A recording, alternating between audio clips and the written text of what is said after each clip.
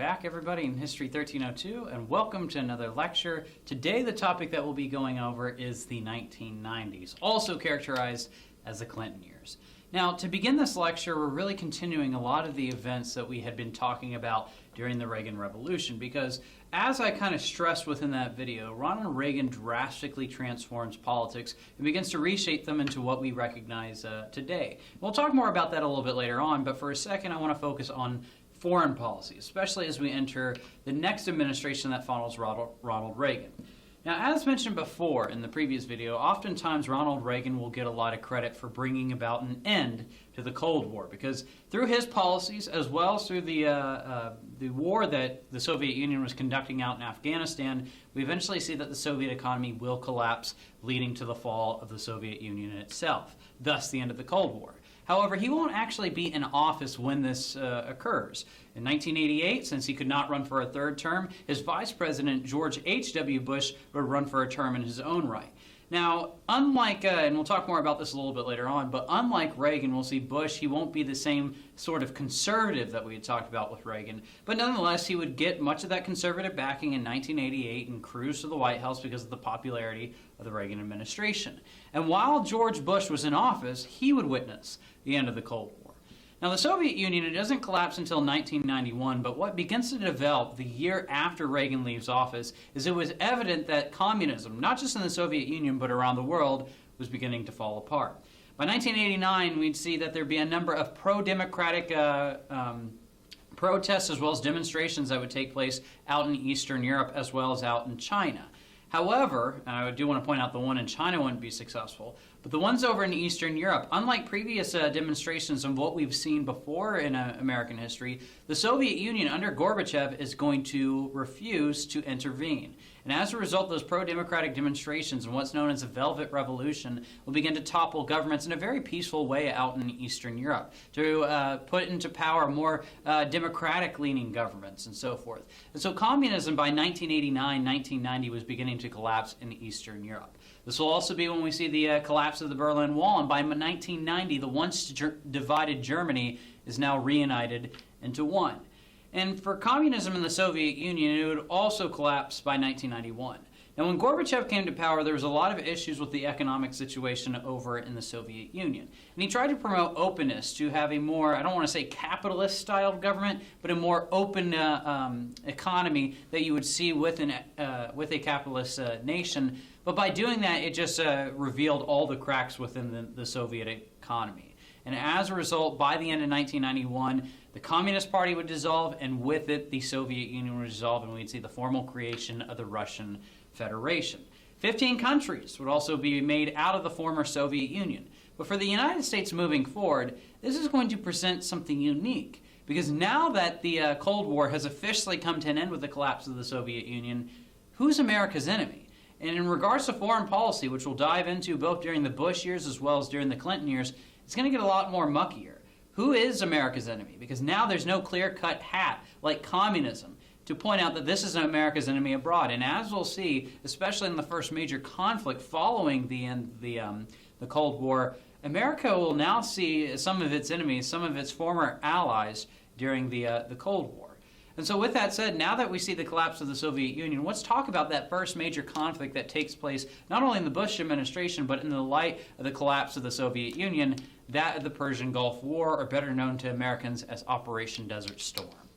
Now, in August of 1990, as all the events in regards to the collapse of communism around the world were beginning to take place, in that same atmosphere, we'll see out in the Middle East, tensions would heighten when Iraq invades Kuwait. Now, we had briefly talked about Iraq within the 1980s during the Reagan years in office, but recently Saddam Hussein, who was a leader over in Iraq, had won the Iran-Iraq War that had taken place throughout the 1980s. And he was looking to expand his territories as well as Iraq's prestige within the Middle East. And he would set his sights on his southern neighbor, a small country by the name of Kuwait. Now, by invading Kuwait, what Saddam Hussein was attempting to do was to take the oil fields within Kuwait. And as we've seen, oil, especially by this point in world history, it's become a very lucrative commodity. And if he can control those oil fields, he would control not only all the wealth of those regions, but also much of the power that comes with it. Now, the initial invasion of Kuwait, while it will lead to a UN response, we'll see what's really going to press the U.S. as well as the United Nations to get involved in this conflict was because of Kuwait's southern neighbor, that is Saudi Arabia. Now, Saudi Arabia, it was fearful that after the capture of Kuwait by Iraq, that Saddam Hussein would then target Saudi Arabia and the oil fields there. They would call on the United Nations to back them, and as a result, we'll see that the U.S. would create Operation Desert Shield to protect Saudi Arabia, begin to mobilize American troops, and with it, we'll also see that the UN would place sanctions on Iraq to kick them out of Kuwait. Now, they will set a deadline, stating that if Iraq and Saddam Hussein do not leave by January 15th, 1991, out of Kuwait, then this could lead to military action. And that's exactly what's going to happen by February of 1991 when we see Operation Desert Storm. Now, in February of 1991, the U.S. will launch Operation Desert Storm, which would be the first major commitment of U.S. troops overseas since the Vietnam War. Now, over 500,000 American soldiers as well as sailors would be mobilized for this operation, and there was a lot of hesitancy from the Bush administration when conducting this, because one of their biggest fears when getting involved in the situation over in Kuwait is that this could lead to another Vietnam-style conflict, where it would last years to where you would eventually see it grow unpopular. And many Americans, as we'd seen since the Vietnam War, had been unwilling to commit American troops. The one thing Bush really wanted was a quick and a short war. And that's what he ultimately is going to get in the long run, because American military might, coupled with technological as well as military advancements over the course of the Reagan administration during the 1980s, is going to lead the U.S. military to defeat the Iraqi forces in Kuwait in less than 100 hours. Only 184 American troops are going to be killed. And why that's important for us is because it starts to break down what the Bush administration as well as other Americans saw as Vietnam syndrome, to where they were very cautious in trying to commit troops overseas. And as we'll see moving forward, the U.S. is going to continue to get involved in conflicts, especially out in the Middle East. But anyways, with Operation Desert Storm ending in a grand success, with an American victory, the Bush administration, his approval rating would be at an all-time high. And had elections taken place in 1991 in the midst of everything that we've seen right here, Bush could have easily won that upcoming election. However, the election doesn't take place in 1991. And as we see with the end of the Gulf War, once you start to see the development of a post-war recession, especially after the end of the Cold War, when you start to see people become unemployed, that's eventually going to lead to the collapse of the Bush administration and why he would not be able to regain office in the election of 1992. Now, in mid-1991, as mentioned just a second ago, had Bush been, or had the election taken place in the summer of that year, he probably would have been reelected. He had an approval rating of 89%. But following the end of the Cold War, especially as we get deeper into 91 and then moving into 92, with the end of the Cold War and the arms race associated with it, we see the U.S. economy begins to break down. The U.S. would witness a short recession, and as we've seen in the past, when there is an economic downturn, while it's not the president's fault entirely, that's who the American people are going to blame. In the upcoming election of 1992, because of that, as well as the fact that Bush really wasn't the same conservative who could tap into that conservative coalition that had surrounded the Reagan presidency, this is going to lead to the election of Bill Clinton. Unknown to the Americans at the time, but eventually over the course of the 1990s, his policies are going to make him very well known. And as we'll see, moving into his administration, he's going to have to deal with a lot of that fallout that we see associated with the end of the Cold War, both with the globalization of the world economy as well as with his foreign policy. And so now let's go ahead and take a look at the Clinton administration and see what begins to develop under his time in office over the course of the next 8 years. Now, Bill Clinton, when he takes over office, he's really going to epitomize a new generation of Democrats that are beginning to take shape, especially in the light of the rise of that conservative coalition where we see within the Republican Party. And he would epitomize what would become known as a New Democrats. Now, the New Democrats, really what they're going to center their beliefs around, and this is what we still see with the Democratic Party today, is in regards to their economic policies, they will be a little more fiscally conservative, practice in a way something similar to what we see with the Republican Party. However, they're going to have a very different approach in regards to the social issues that we see across the U.S. They're going to put a lot of emphasis on social issues, whereas the Republican Party would put a lot of emphasis on economic issues. And during the Clinton administration, issues that he would support would be things like abortion rights, which we saw heavily debated both during the 70s as well as the 80s. We'll also see that gay rights would continue to be on the agenda, but we'll see the Clinton administration administration in regards to that, especially with his don't ask, don't tell policies, not necessarily promoting gay rights to their fullest. But we'll also see that he's going to promote a lot of minorities as well as women to offices within his administration, as well as within the U.S. Supreme Court. And we see this most notably with his decision to appoint Ruth Bader Ginsburg to the U.S. Supreme Court to protect both abortion rights as well as rights for women. And so that's really what much of his administration is going to be characterized. Now, in regards to domestic policy, during the first term of Clinton's administration, he won't accomplish a whole lot. One of the issues I already mentioned, one of the things that he would look to tackle would be gay rights, especially in regards to the U.S. military. By the early 90s, if you were gay in the U.S. military, you couldn't openly practice it or you could be arrested. However, as a compromise, really with conservatives, they would promote the don't ask, don't tell policies, to where if you don't tell that you're gay in the military, then you can't be arrested for it. So that's somewhat of a gain in regards to the gay rights movement. In regards to health care, he would look to push forth those issues as well. And he would actually appoint his First Lady, his wife, Hillary Clinton, to lead a committee to eventually establish a health care reform bill. But that would be shot down within Congress. But nonetheless, he was looking to pursue some of these social issues that have been in mainstream within the Democratic Party for several decades up to this point. But in other ways, we'll see that he'll actually align with conservatives. Most notably, we see this in regards to his attacks against the welfare state, to where he breaks it down very similar to what we had seen with Reagan Republicans during the 1980s. And we'll actually see in 1996, he would almost get rid of entirely the welfare state as well. And with his domestic policies, though, I do want to point out, while looking at them, especially as you read about them this week, while it may seem impressive, for many Americans by 1994, the midterm elections, they weren't too entirely impressed with the Clinton administration and as well as his domestic policies. And they're going to elect Republicans to power. But these Republicans that they elect to power, most notably this Republican faction led by individuals like Newt Gingrich, they're going to inaugurate a new era of politics, to where it would not be highlighted by compromise, but rather by conflict. And this is where Newt Gingrich would propose what he believed was a contract with the contract with America. Now, as a part of this contract with America, Newt Gingrich, who's I should point out the new Speaker of the House by 1995.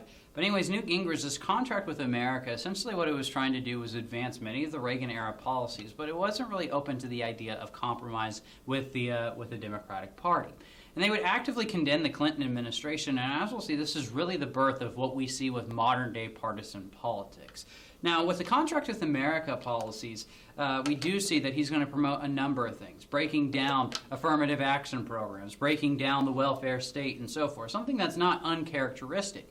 But Clinton's actually going to take advantage of this. For more of the radical versions of the Contract with America policies promoted by Republicans by this point, he's going to condemn them, which would be seen as popular amongst the American people. However, for some of those more moderate points that may actually align with some of Clinton's policies, he'll actually support them.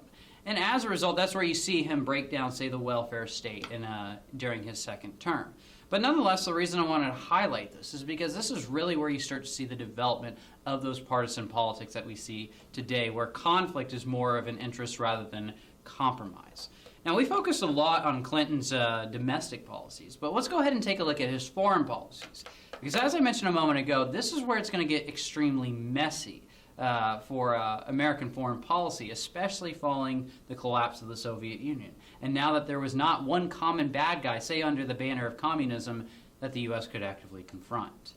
Now, in regards to the Clinton administration and his dealings with foreign policy, I want to point out, very similar to the Carter administration of the late 70s, he's going to focus on the issue of human rights, but I want to also point out he wasn't so interested in foreign policies. He's more interested in domestic policies. But nonetheless, he would look to promote the issue of foreign rights. Now, in some cases, the U.S. would come to condemn where we see human rights violations, say out in the Balkan crisis, when you see ethnic cleansing taking place there when Yugoslavians target Bosnian Muslims after the breakup of the nation of Yugoslavia following the collapse of communism. And we see in other instances that he also chooses to intervene, but most notably there will be episodes where he chooses not to intervene. One of those that's a glaring example is in 1994 when we see the outbreak of the Rwandan genocide, where in the course of a month, over 800,000 people are going to be systematically murdered as a part of this genocide, and over, I believe, 2 million refugees are going to leave the country entirely. And so, because of the fact that there wasn't really this guise to really steer American foreign policy, this is where it becomes a lot messier, as we've seen in regards to those two instances. But we will see he will have some major accomplishments in regards to his foreign policies. And the one I wanted to highlight really quickly would be that of the Oslo Accords. Now, the Oslo Accords are going to be agreed upon in 1993, and it's going to center around Israel as well as its neighbors, most notably that of the Palestinian Liberation Organization. Now, up to this point, as we've seen throughout, ever since 1948 with the establishment of Israel, there have been constant conflicts in that region. And at the time of the recording of this video, and I'm recording this in the spring of 2024, we still see conflicts out in the middle of Israel and its neighbors. But the Oslo Accords was another attempt to try to bring peace to the Middle East. Now, through the Oslo Accords, we'll see that the Palestinian Liberation Organization as well as the Israeli government are going to agree to meet in Norway. And here, for the first time, we'll actually see Israel will recognize the PLO, I'll just call them that, the Palestinian Liberation Organization. And they would actually give over some concessions to the PLO. Most notably, they would give concessions over in regards to the Gaza Strip as well as parts of the West Bank. But as you're probably familiar with, as we've seen in recent days, this peace isn't going to maintain itself. And really the fault can be on both sides. Israel, for its part, isn't going to withdraw Israeli settlers that we see in the West Bank, continue to be hostile in that region. Likewise, we'll also see that the PLO, it's not going to control the region very firmly, and we'll actually see a number of terrorist groups are going to continue to target Israel itself. And so it's to no surprise that we see that while this was a major effort to bring about peace in that region, they ultimately break down. And we see it's just another narrative that's led us ultimately to where we're at today. But anyways, nonetheless, that's really pretty much all I wanted to cover in regards to Clinton's foreign policy. But before we continue on with his administration, especially as we talk about the major scandal that he'll be associated with, I now want to shift our focus to the culture wars that were being fought in the middle of the 1990s. So in regards to the ongoing culture wars that we see in the United States during the Clinton administration, a lot of issues that we still see as very tense and controversial issues were being fought during the 1990s. First, in regards to race, we still see that even though there had been the passage of the Civil Rights Act as well as the Voting Rights Act, there was still a lot of racial tension present across the nation, not to mention racial inequality. But we see this tension boil over most notably in the case of the murder of Rodney King, who would be a motorist who would be killed by 4 police officers outside of a Los Angeles neighborhood. Now, after the ensuing trial, when 3 of the 4 judges are found not guilty, there's going to be a massive race riot that's going to take place in L.A. It would be actually the deadliest riot in U.S. history since the New York draft riots that had taken place during the American Civil War. 52 people would be killed, as well as millions upon millions of dollars of property damage would also be incurred. And we also see that racial tensions were high in, say, the O.J. Simpson trial that takes place during the 1990s as well. And it demonstrates to us, in regards to America's social fabric, race very much was a major issue amongst many Americans. Also, what we see develop in regards to the culture wars during the 1990s, the gay liberation movement, the gay rights movement that we had talked about during the 1960s, it was still a very controversial issue. Now, I do want to point out, by the 1990s, we do start to see that there is a atmosphere of toleration. We do start to see that that the LGBTQ community is able to practice out in the open by this point. However, we do see that there is a lot of pushback against this, and we still see this through the Defense of Marriage Act that would be passed during the Clinton administration, stating that gay couples don't have the same rights to marriage as you would see with a non-same-sex marriage. But other parts of the culture wars that we see develop. We see the development of a nativist movement. By this point, we start to see immigration trends begin to change, especially because of the Immigration Act that we talked about during 1965. By this point, well over half of America's immigrants were arriving from the Western Hemisphere, from predominantly Latin American countries. And we start to see that really the basis for what we would see today as a great replacement theory begins to come into being. And you start to see propositions, especially out in California, would be proposed to try to limit immigrants entering the country, most notably by stating that undocumented immigrants didn't have rights to things like health care, education, and so forth. And so we do see a cultural war develop there as well as in a number of other areas. But I just wanted to highlight some of those issues that we see develop during the Clinton administration, and many of them we still see as very controversial issues even up to our present day.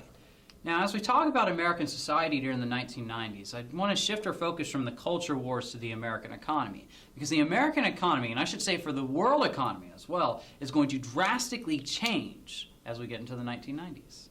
Now, by the 1990s, with the collapse of the Soviet Union as well as communism, we start to see that capitalism and markets begin to open up across the world.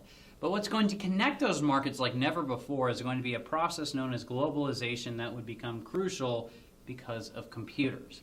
Now, by the 1990s, with computers, which were not anything new, I should add, to Americans by this point, with them becoming more readily available, and the fact that we start to see that most Americans were beginning to get access to the internet. This allows them to purchase goods unlike what we'd seen in the past. It also connects them to information and news that's happening overseas like never before, and have instantaneous communication to some of these cultures that long before would have been seen as really foreign to many Americans.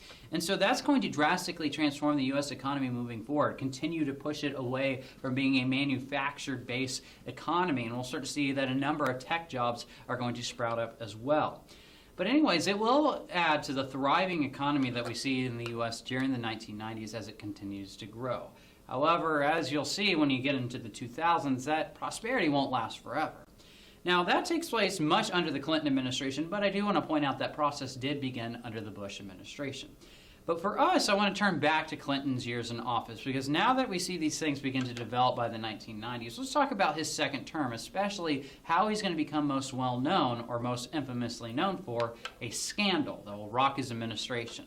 Now, during the second half of the Clinton administration, for many of you, you probably have heard of the impeachment trials surrounding Bill Clinton, but it's where you're going to see partisan politics at its finest. Now, as we've seen before with Newt Gingrich as well as Republicans, everything that Bill Clinton stood for was something that they despised.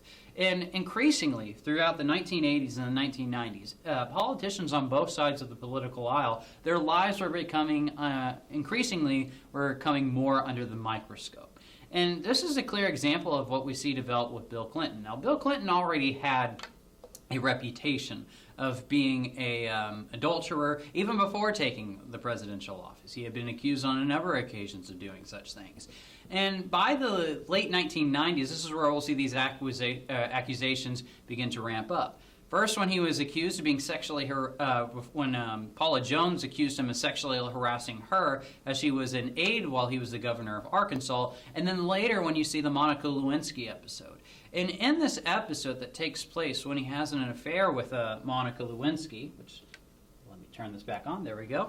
When he has that affair, he'll tell the American people he didn't, but when it comes out that he obviously did, this is where Republicans are going to build their impeachment trial around. Now, he will be impeached, but I want to remind everybody, just because you're impeached, it doesn't mean you'll be removed from office. And he'd become the first president since Andrew Johnson, back during Reconstruction, to face an impeachment trial and removal from office in the U.S. Senate. However, because of the fact this was a partisan issue and they needed the 2/3 majority's vote to kick him out of office, they would never get any close to it. But nonetheless, this association with this scandal will somewhat derail the Clinton administration, especially as we enter the 2000s. However, as we enter to this new decade, as we've seen through everything that's taken place during his years in office, as well as during Bush's, the world has drastically changed. There's a new world order, to quote President Bush, now that communism had collapsed, and we see this through the process of globalization. And America would be the only superpower as we merge into the 21st century. That's a topic for a future lecture, but anyways, we're going to go ahead and end on that note. Just like always, before I go ahead and end this up, just make sure that you watch all materials for this week, read all the articles, the textbook chapter, as well as complete any assignments for this week. If you do have any questions, feel free to reach out to me, but otherwise, everybody go out, be safe. I'll see everybody in the next video.